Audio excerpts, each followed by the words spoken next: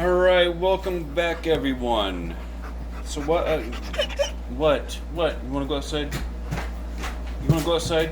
I take that as a yes.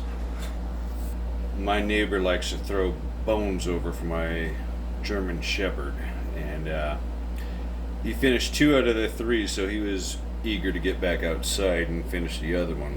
But anyway, so what are my first impressions on this Tamiya TT02? First off, let me go back in the past when the Grasshopper was relatively new to kind of date myself a little bit. I had that car for many years. I beat the living shit out of it. I took it over extremely high jumps, even after it was modified with a 540 motor. It came back then with a 380 or 390 size motor. I beat the living snot out of that car and had it for many years.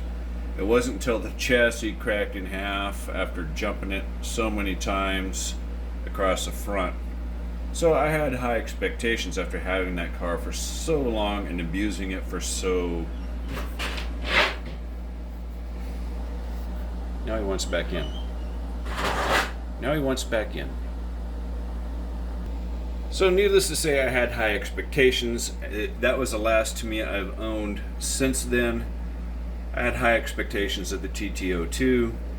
It's a rally car, right? You expect to be able to drive it off-road a little bit, and this car has not technically really seen the dirt yet. No gravel, no sand.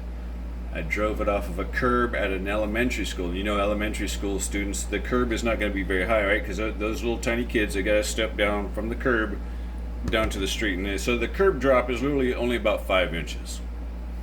I drove this intentionally off the curb, and it's broke.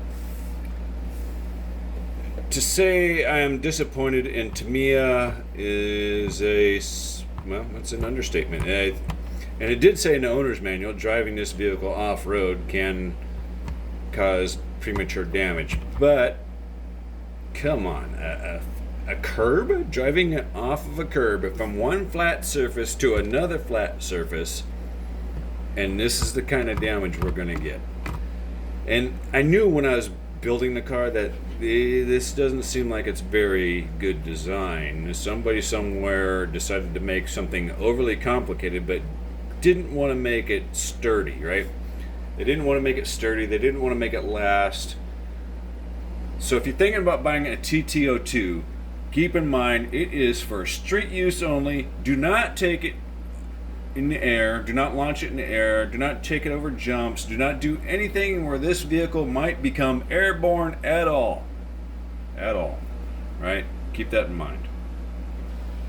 So here is a look from the top side, and you can kind of see this fucking shady design they got going on right here, where this kind of a ball is and sockets built into the control arm. As you can tell by the upper one right here, it's designed to move and pivot. It seems like a good idea, and it's probably a great idea for the street, but I definitely expected more out of Tamiya. I'm really... When you spend this kind of money on a kit that you have to assemble yourself, buy the electronics, in my particular case, I got a 2,600 kV motor, ESC, receiver, blah, blah, blah, battery pack. You expect a little bit more. You know, you spend it over a day. It seems like applying stickers or in spare time. Total disappointment. Total disappointment. I did drive it through the grass a little bit just to see it would handle through the grass, and it got stuck in the grass right away, which is to be expected with these type of tires. But let's look at the bottom of the chassis. Is it really abused? I mean, yeah. I mean, it took that one hit from the ground. One hit, and then driving it through the grass, and then up onto the concrete sidewalk where I was, and so you get some minor scratches there. But that is one drop off of a curb. And I didn't even know it had broke at first. Oh, look at that. There's a...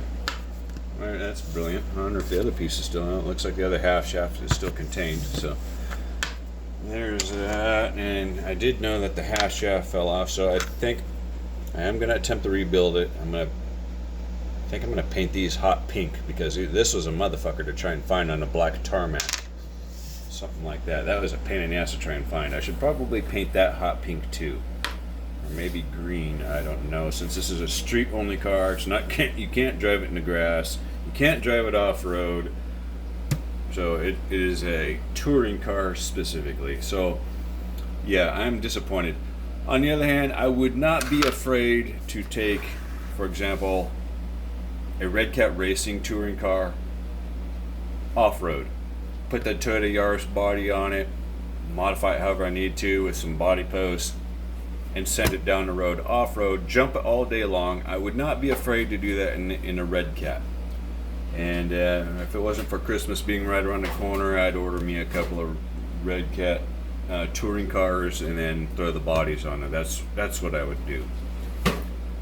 Yeah, but I'm done with Tamiya. As short-lived as that was, it's a shame.